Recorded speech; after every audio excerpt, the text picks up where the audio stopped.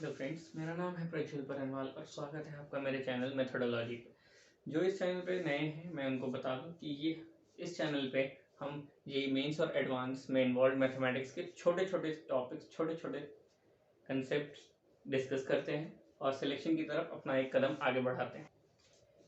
तो मेरी आपसे एक रिक्वेस्ट है कि इस वीडियो को बिना स्किप किए हुए पूरा देखें और अगर पसंद आए तो वीडियो को लाइक, शेयर और चैनल को सब्सक्राइब करना ना भूलें।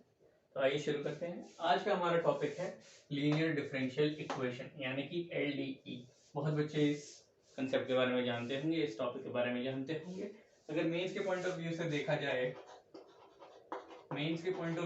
जाए, तो हर साल डिफरेंशियल इक्वेशन में से एक सवाल होता है और 90% ऑफ द केसेस में वो एलडीई से ही आता है। मतलब हर साल डिफरेंशियल इक्वेशन से एक सवाल आता है और 90% ऑफ द केसेस में वो एलडीई से ही आता है। तो आप समझ सकते हैं इसका कितना बड़ा वेटेज है। और अगर डिफरेंशियल इक्वेशन में गलती से 2 सवाल आ गए तो उसमें से एक सवाल तो एलडीई का होता ही होता है, इसमें तो कोई शक की बात है नहीं। ठीक है, चलिए ये तो क्या इसके मेंस में वेटेज की बात। एडवांस में थोड़ा कम आता है पर मेंस में हर पेपर में एक सवाल आता ही आता है। ठीक है सर। तो अब चलिए इसको समझना शुरू करते हैं। यहाँ पे मैंने देखिए आपको इंग्लिश डेफिनेशन लिख रखी है, जो कि और पैरेंथेसिस में मैंने लिखा है बहुत बोरिंग है। क्या है, आइए पढ़ते हैं। It is a DE in which the dependent variable. अगर आप जानते हैं कि जब हम डीई dy बाई dx लिखते हैं तो इसमें जो ये y है इसे डिपेंडेंट वेरिएबल कहा जाता है और ये जो x है इसे इंडिपेंडेंट वेरिएबल कहा जाता है। dE in which the dependent variable and its derivative are of first degree, मतलब y की भी पावर 1 होनी चाहिए and dy by dx जितने भी हो dny by dxn इनकी भी पावर 1 होनी चाहिए, क्योंकि डेरिवेटिव्स लिखा है तो मल्टीपल डेरिवेटिव्स भी हो सकते। First degree and are not multiplied together, मतलब ये प्लस में आ सकते हैं, माइनस में आ सकते हैं, मल्टीप्लिकेशन में नहीं आ सकते। ठीक है, and all the derivative terms are in polynomial form, मतलब dy बाई dx ये आपके पॉलिनोमियल फॉर्म में, polynomial form p of x plus X square plus X cube like that है ना, उस फॉर्म में होने चाहिए। वैसे एलडी बहुत तरीके की होती है पर हम जो स्टडी करेंगे वो होगी सिर्फ first order and first degree, मतलब उसमें यहाँ पे n की वैल्यू 1 होगी और ये पावर 1 है। फर्स्ट ऑर्डर और फर्स्ट डिग्री की एलडी पढ़ेंगे। ये तो हुई भाई इंग्लिश। अब आते हैं मैथ्स पे, जो हमारी मेन चीज। मैथ डेफिनेशन इससे थोड़ी इजी है, इसका रिप्रेजेंटेशन मैथ्स में ज़्यादा इजी है इंग्लिश के कंपैरेटिव। इंग्लिश भी ना, ठीक। मैथ्स डेफिनेशन, मतलब डेफिनेशन वही है कि रिप्रेजेंटेशन कह सकते हैं। Representation of L D E, ठीक है, representation of L D E तो ऐसे रिप्रेजेंट किया जाता है D Y by D X plus P of X y is equal to Q of x। ऐसे रिप्रेजेंट किया जाता है एक एलडीई को। Linear differential equation first order first degree की है, इसको ऐसे रिप्रेजेंट किया जाता है। ठीक है, समझिए आप लोग। अब यहाँ पे जो px एंड qx है आर फंक्शन ऑफ x, और यहाँ एक वर्ड लिख रहा हूँ ओनली, मतलब x के अलावा किसी और का फंक्शन होना ही नहीं चाहिए। ये भी सिर्फ x का फंक्शन है और ये भी सिर्फ x का ही फंक्शन। ये तो होगी रिप्रेजेंटेशन की बात। ये एलडी आपको जरूरी नहीं है वो आपको इसी फॉर्म में दे, वो आपको x के किसी भी फंक्शन से मल्टीप्लाई करके दे सकता है, वो तो हम बाद में बात करेंगे वैसे तो। चलो भाई, तो हाँ LDE इस फॉर्म में होती है। ये है आपकी first degree first order LDE। ठीक है, ठीक है सर, आगे बढ़ते हैं। सर ठीक है, देखने में आई, अच्छी लगी देखने में, तो इसका क्या करना है, इसको सॉल्व करना है। क्वेश्चन में ये ऐसी देगा और इसे आपको सॉल्व करना है। ठीक है, सॉल्व कैसे करते हैं इसे आप बताते हैं। To solve LDE we introduce a new element, introduce a new element। कौन सा, इसे कहा जाता है इंटीग्रेटिंग फैक्टर, शॉर्ट फॉर्म है इसका IF। अब ये IF कैसे डिफाइंड होता है, IF हर LD के लिए IF डिफाइंड होता है। तो IF is equal to e to the power integration of p of x dx,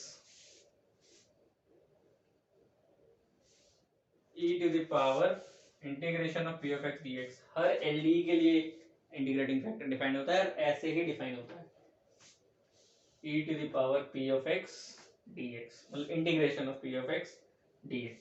ठीक है, ठीक है सर, अब आगे करना है, इंटीग्रेटिंग फैक्टर डिफाइन कर दिया, अब आगे करना, आगे कुछ नहीं करना है ना, बस अगर तुम्हें इंटीग्रेटिंग फैक्टर वंस मिल गया ना तो सॉल्यूशन तो मैक्सिमम 2 लाइन का आता है। कैसे, जो सॉल्यूशन आता है ना,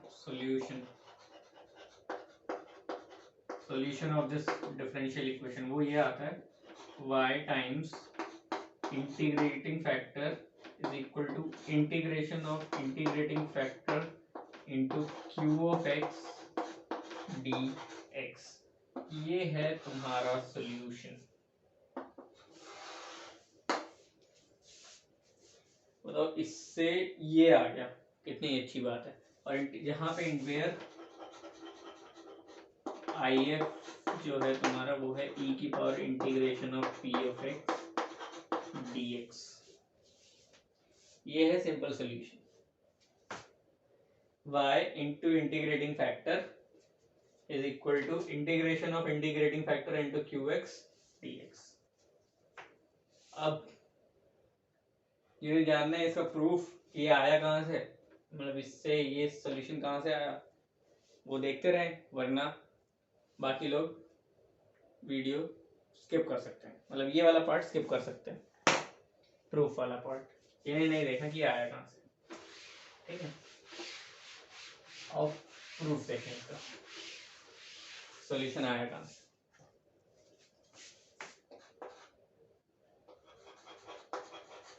प्रूफ, हमारे पास इक्वेशन थी dy by dx plus p of x y q of x। ठीक है, हमने क्या किया, इंटीग्रेटिंग फैक्टर डिफाइन किया e to the integration of p of x dx। एक काम करो, इंटीग्रेटिंग फैक्टर से पूरी इक्वेशन को मल्टीप्लाई कर दो और dx को भी पूरी इक्वेशन से ऐसे मल्टीप्लाई कर दो, तो क्या आएगा देखना, e की power integration of p of x dx dy plus p of x e की power integration of p of x dx y dx e की power integration of p of x dx q of x dx। ठीक है, अब कुछ बच्चों को दिख रहा होगा, कुछ बच्चों को नहीं दिख रहा होगा, मैं दिखाता हूँ कुछ इधर उधर करके, p of x dx dy y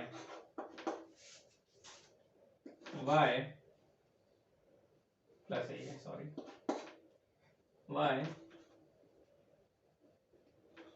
e to the power, sorry e to the power नहीं, पहले वो लिखेंगे p of x dx e to the power integration of p of x dx is equal to q of x e to the power integration of p of x dx और dx। अभी इसको ध्यान से देखो, equal to के पहले वाली चीज को, LHS को ध्यान से देखो। ये तुम्हें ऐसा नहीं लग रहा u v dash plus v u dash, क्या लग रहा है u v dash plus u dash v। Actually यहाँ पे v y है, उसका dy। अब कुछ वो अच्छे सोच रहे सर ये p ऑफ x क्यों आएगा फिर? अच्छा, जब तुम e की पावर लैम्डा x स्क्वायर का डिफरेंशिएशन करते हो तो पहले e की पावर लैम्डा x स्क्वायर लिखते हो इनटू इसका डिफरेंशिएशन करते हो 2 लैम्डा x करते हो ना। तो वैसे ही जब तुम इसका डिफरेंशिएशन करोगे तो पहले ये आएगा, फिर इसका डिफरेंशिएशन जो ये होगा, ठीक है, ये बाहर आ गया। तो ये एक्चुअली लिखा हुआ है d of y times e to the power integration of p of x dx, और उस तरफ तो सेम ही q of x e to the power integration of p of x dx और dx। अब बताओ दोनों तरफ इंटीग्रेशन मारते हैं। अब दोनों तरफ इंटीग्रेशन आ गया, जो ऊपर वाला मिटा रहे हैं, जगह की कमी हो गई है। दोनों तरफ जब इंटीग्रेशन आ गया तो ये क्या बना, ये बना y इंटू ई की power integration of p of x dx is equal to integration of e की power p of x dx, यहाँ भी एक इंटीग्रेशन है q ऑफ x dx।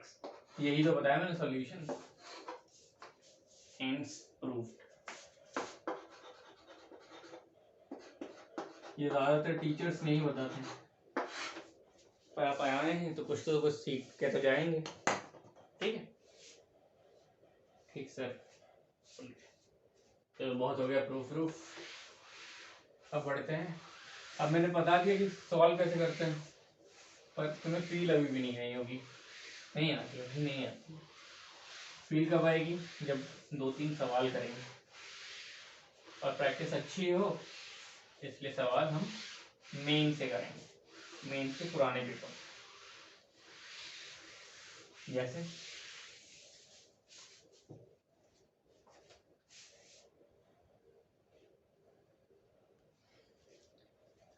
जैसे ये सवाल है, ये 2019 के जनवरी अटेम्प्ट का सवाल है, JEE Main, of course JEE Main 2019 के जनवरी अटेम्प्ट का सवाल है, जेई मेन का। ठीक है, सवाल है x dy by dx plus 2y बराबर x स्क्वायर। मतलब इक्वेशन तुम्हें बस इधर तक दे रखे, जहाँ तक ये सेमीकोलन लगा है, x dy by dx plus 2y बराबर x स्क्वायर। y ऑफ 1 दिया हुआ है और y ऑफ हाफ पूछा है। y ऑफ 1 हम जानते हैं पर्टिकुलर सॉल्यूशन निकालने के लिए दिया हुआ है, और y ऑफ हाफ हमसे पूछा है, वो निकल जाएगा बाद में। पहले तो इसको देखो, थोड़ी थोड़ी एलडी लग रही है, नहीं सर आपने तो बोला D Y by D X free होना चाहिए। अच्छा तो चलो फ्री कर लेते हैं। मान लो मैंने x से डिवाइड मार दिया, तो ये D Y by D X, अच्छा ये इसे रुक जाओ, ऐसे मत करो, पहले डिवाइड कर लो बोर्ड को, फिर बहुत जगह लगती है इसमें। डिवाइड कर ले तुमने, D Y by D X plus 2y by X बराबर x। ठीक है, अब देखो डेरिवेटिव खाली है, इसको ऐसे लिखना थोड़ी आसानी रहेगी। 2/x times y is equal to x। ये आपका p ऑफ x है, ये आपका q ऑफ x है कि नहीं है? ऐसा ये आपका p ऑफ x है, तो इंटीग्रेटिंग फैक्टर निकालो आप, e की power integration of 2/x dx ई की power 2 ln x x square, क्या आ गया तुम्हारा integrating factor x square. p of x यही है ना, तो e की power integration of p of x dx होता है, p ऑफ x ये है, जैसे तुम इसे इंटीग्रेट कर दोगे 1/x का ln x होता है, तो बाहर आ गया था, इधर इधर x स्क्वायर। ठीक है, ठीक है सर। अब सॉल्यूशन तो हम जानते हैं, y into integrating factor that is x square is equal to integration of integrating factor that is x square into qx that is x dx। Okay, अब इंटीग्रेट करना कोई बड़ी बात नहीं है, एक्स क्यूब का इंटीग्रेशन होता है x की पावर 4/4 प्लस सी, इनडेफिनेट है इसलिए प्लस सी तो आएगा ही। ठीक है, अब ये सी निकालने की बात है, सी निकालने के लिए तुमको ये दिया हुआ है, x को 1 पुट करोगे, y is equal to 1/4 plus C, y of 1 दे रखा है कुछ 1, तो 1 is equal to 1/4 plus C, C is equal to 3/4। तो जो फाइनल फंक्शन होगा तुम्हारा वो होगा, देखना जरा, y is equal to x square by 4 plus 3/4x square. ठीक है, ये है तुम्हारा final particular solution. Final particular solution ये है। अब देखो y ऑफ हाफ पूछा है, y ऑफ हाफ पूछा है, वो जब तुम हाफ डालोगे इसमें हाफ डालोगे 1/4 1/16 और 6/4, ये 1/4 बनेगा, 4 कैंसिल, तो ये बन जाएगा तुम्हारा 49/16। ये आ गया तुम्हारा आंसर 49/16। डिफरेंशियल का काम बस यहां तक था, पता है, सॉल्यूशन देना था तुम्हें, यहां तक था। एक ही काम करना है, इंटीग्रेटिंग फैक्टर निकालना है। पहले चेक करना है कि एलडीई है कि नहीं, उसके लिए इंग्लिश वाली डेफिनेशन लगाएंगे, ये 1 डिग्री, ये 1 डिग्री, और मल्टीप्लिकेशन में नहीं होने चाहिए, और ये पॉलिनोमियल फॉर्म में होना चाहिए। वो 3-4 कंडीशन याद रखना, तुम्हें पता लग जाएगा एलडीई है कि नहीं। जैसे एलडीई है, इंटीग्रेटिंग फैक्टर निकालो, यहाँ पुट करो, इंटीग्रेट करके आंसर आ जाएगा सीधा। यही खास बात होती है एलडीई की, एलडीई में ज्यादा टाइम नहीं लगता।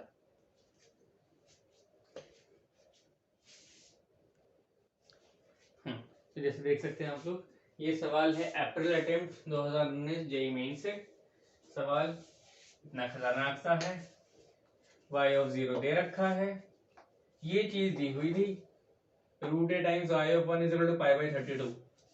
अब मैंने इसमें थोड़ी मैनिपुलेशन करी है, रूट ए को यहाँ भेज दिया ताकि हमें y ऑफ 1 सीधा सीधा दिख जाए। ठीक है, ठीक, और फिर a पूछा है।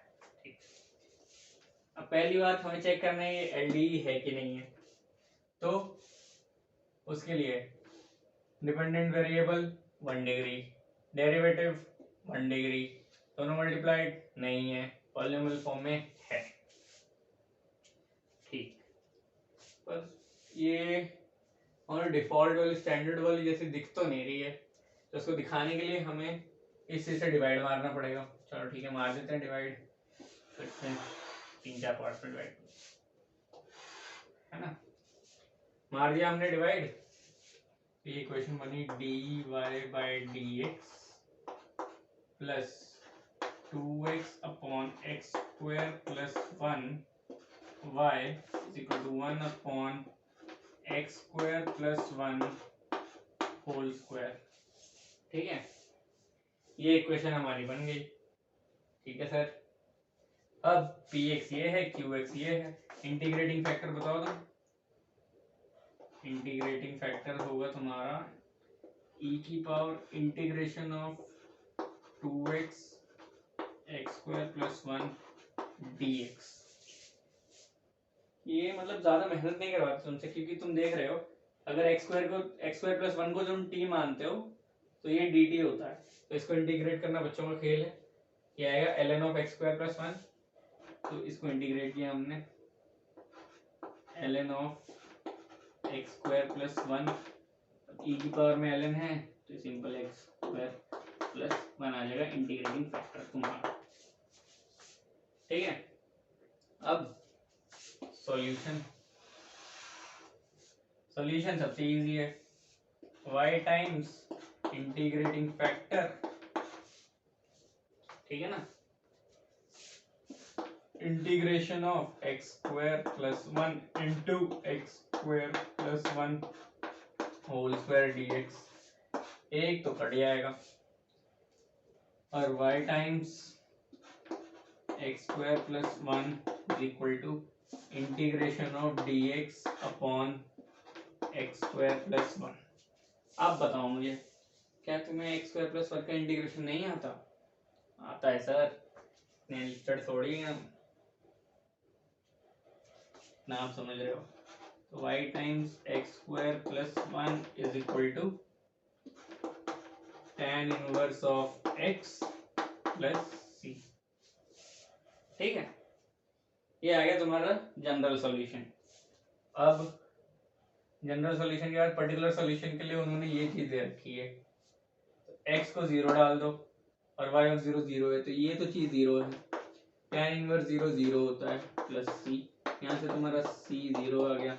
तो जो तुम्हारा फंक्शन है वो है y times x square plus 1 is equal to tan inverse of x। क्या है तुम्हारा फाइनल? अच्छा, अब देखो y ऑफ 1 वो दे रखा है और रूट a निकालना है। y ऑफ 1, x को 1 डालो और y को वो डालो, तो मतलब pi by 32 root a, x को 1 डालना है तो 1 प्लस 1 2, यहाँ 2 आया। tan inverse 1 is pi by 4, अगर तुम्हें वैल्यू याद हो तो ये पाई बाई 4 होती है। पाई ने पाई को मारा, 4 ने 8 से मारा, इसने 4 से मारा, तो रूट a की जो वैल्यू आई है वो आई है 1/4, और फिर a की जो वैल्यू आएगी वो आएगी 1/16। ये आ गया हमारा आंसर। ठीक है, नोट कर लीजिए। तो गाइस, कैसा लगा आपको आज का मेरा वीडियो? ये बात आप मुझे कमेंट सेक्शन में बता सकते हैं, और अगर मुझे कुछ इंप्रूवमेंट्स करने हैं तो वो भी आप बता दीजिए। और अगर आपको ये वीडियो अच्छा लगा हो तो लाइक ज़रूर करिएगा, चैनल को सब्सक्राइब ज़रूर करिएगा, और धन्यवाद। फिर मिलेंगे नए टॉपिक और नए वीडियो के साथ।